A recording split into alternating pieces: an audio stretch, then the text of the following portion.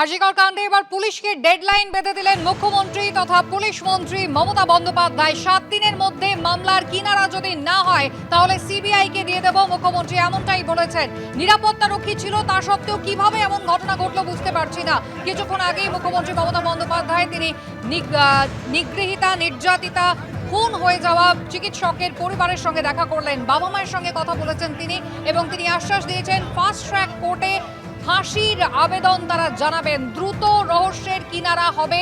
মামলার সমাধান যদি 7 দিনের মধ্যে না হয়, আগামী রবিবার পর্যন্ত না হয়, তাহলে সিবিআইকে দিয়ে দেবেন, এমনটাই বলেছেন মুখ্যমন্ত্রী মমতা বন্দ্যোপাধ্যায়। আশ্বাস দিয়েছেন পরিবারকে। আমি চাই পুলিশ যত তাড়াতাড়ি সম্ভব দোষীদের গ্রেপ্তার করবে, আর রবিবার পর্যন্ত যদি তারা কুল কিনারা করতে না পারেন, কারণ ভেতরেও তো অনেকে আছে, তাহলে এই কেসটা আমরা আমাদের হাতে রাখবো না, আমরা সিবিআইকে দিয়ে দেবো। তার কারণ হচ্ছে আমার এতে কোনো পাওয়ার লেনা দেনা কিছু নেই, আমি প্রথম দিন থেকেই বলছি। কিন্তু ওদের সাকসেস রেট খুব কম। তাপসী মালিককে যখন খুন করে হত্যা করা হয়, ধর্ষণ করে, আজ পর্যন্ত বিচার হয়নি। 21 সিঙ্গুরে এটা হয়েছিল। নন্দীগ্রামে যখন 14 জন গুলিতে মারা যায় বা 10 জন হারিয়ে যায়, আজও তারা ফিরে আসেনি।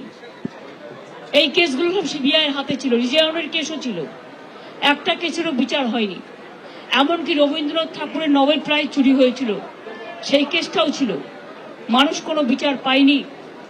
কিন্তু তবু মানুষের স্যাটিসফ্যাকশনের জন্য যদি কেউ ভাবতে পারে যে পুলিশ ঠিক মতো করতে পারছে না, যদিও Calcutta police is the best police in the world, তাদের তদন্তের যে সিস্টেমটা, এবং সবচেয়ে ভালো অফিসারকে লাগানো হয়েছে সমস্ত কিছু দিয়ে।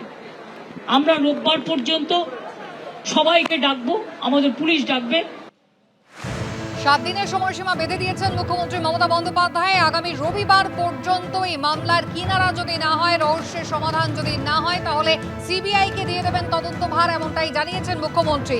একেবারে শুরুতেই যখন টেলিফোনে কথা বলেছিলেন পরিবারের সঙ্গে, নির্যাতিতার মা বাবার সঙ্গে, মুখ্যমন্ত্রী বলেছিলেন যদি চান তাহলে সিবিআই তদন্ত করায় তার আপত্তি নেই। আর আজকে একেবারে বাড়ি গিয়ে কথা বললেন নির্যাতিতার মা বাবার সঙ্গে, এবং সেখানে মুখ্যমন্ত্রীর আশ্বাস, আর 7টা দিন যদি মামলার সমাধান না হয়, যদি আর যারা দোষী যদি কেউ থেকে থাকে তাদের গুরুতর শাস্তি না হয়, তাদের বিরুদ্ধে ব্যবস্থা নেওয়া না যায়, তাহলে মামলা এই তদন্তভার সিবিআইকে তিনি দেবেন। যদিও সিবিআই এর সাকসেস রেট নিয়ে ফের একবার প্রশ্ন তুলে দিয়েছেন মুখ্যমন্ত্রী মমতা বন্দ্যোপাধ্যায়। ফাস্ট ট্র্যাক কোর্টে ফাঁসির আবেদন তিনি জানাবেন, এমনটাই জানিয়েছেন। এর আগের দিনও কিন্তু সেই একই কথা বলেছিলেন মুখ্যমন্ত্রী, একেবারে দৃষ্টান্তমূলক শাস্তি যেন হয়, যারা দোষী তাদের বিরুদ্ধে একেবারে ফাঁসির আবেদন জানানো হবে ফাস্ট ট্র্যাক কোর্টে, এমনটাই জানিয়েছিলেন মমতা বন্দ্যোপাধ্যায় আজও, কিন্তু সে কথারই পুনরাবৃত্তি হলো।